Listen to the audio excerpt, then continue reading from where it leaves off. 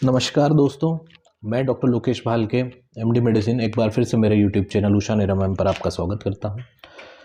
स्वास्थ्य वीडियो की श्रृंखला का आज का अगला वीडियो और अगला टॉपिक लेकर मैं आया हूं आपके सामने। आज के इस वीडियो में हम बात करेंगे बहुत कॉमन सी कंडीशन के बारे में, जिससे आजकल बहुत से लोग जूझ रहे हैं। जो आजकल जब भी हम सोनोग्राफी कराते हैं, हमारे खुद के लिए करा रहे हैं, किसी और की करा रहे हैं सोनोग्राफी, तो एक बहुत यूजुअल सी टर्म उसमें देखने को मिलती है, फैटी लीवर। बहुत से लोगों के मन में सवाल होता है कि डॉक्टर साहब फैटी लीवर क्या है, ये क्यों हो गया, हमें ही क्यों हुआ है, गोलियां खाना ज़रूरी है, नहीं खाएंगे तो क्या होगा, क्या सावधानी रखें कि ये और आगे इसमें कोई दिक्कत ना हो। तो यही सारे सवालों के जवाब लेकर मैं आज आपसे बात करूंगा। तो आज के सवालों में हमारा पहला सवाल है, सबसे पहले हम बात करते हैं फैटी लीवर क्या होता है। तो जो फैटी लीवर, जैसे कि नाम में ही है फैट, है ना, और लीवर, तो जब भी हमारी लीवर की जो कोशिकाएं हैं, जो सेल्स है, उसमें फैट का डिपोजिशन होना स्टार्ट हो जाता है। उसकी लीवर के वजन का 5 से 10% से ज़्यादा जब भी उसमें फैट का डिपोजिशन हो जाएगा तो उसे हम फैटी लीवर बोलते हैं।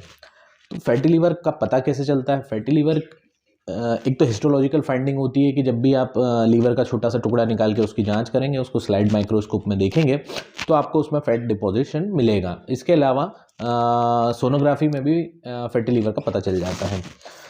दूसरा सवाल जो हमारा है कि फैटी लीवर क्यों होता है।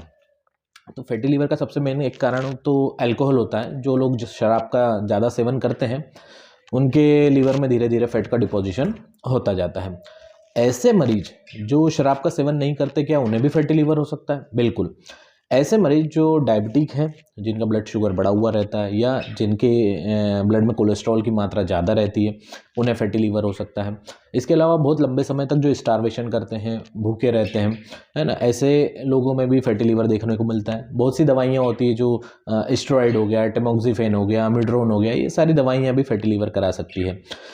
इसके अलावा जो ओबेसिटी, जो बहुत ज़्यादा मोटे लोग हैं, है ना, उनमें भी फैटी लीवर देखने को मिलता है। तो केवल और केवल ऐसा नहीं है कि केवल शराब पी रहे हैं तो आपको फैटी लीवर मिलेगा। शराब के अलावा भी इन सारी कंडीशंस में फैटी लीवर मिल सकता है। इसके अलावा भी बहुत सारे कारण होते हैं, बट ये थोड़े से मेन कारण है।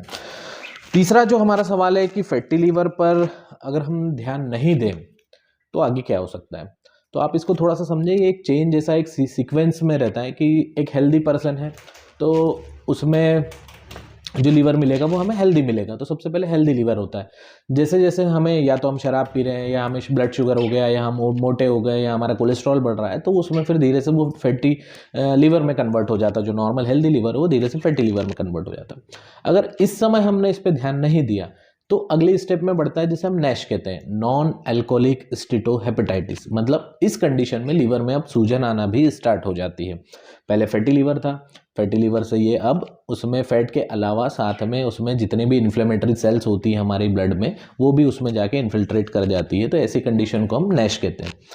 अब अगर हमने इस कंडीशन पर भी ध्यान नहीं दिया तो आगे क्या? तो ये नैश से आगे चल के धीरे धीरे लीवर और ख़राब होता जाता है और फिर फाइनली ये सिरोसिस में कन्वर्ट हो जाता है। सिरोसिस मतलब लीवर का पूरी तरीके से ख़राब होना, उसमें फाइब्रोसिस हो जाता है, आम भाषा में जिसको लीवर सड़ना कहते हैं।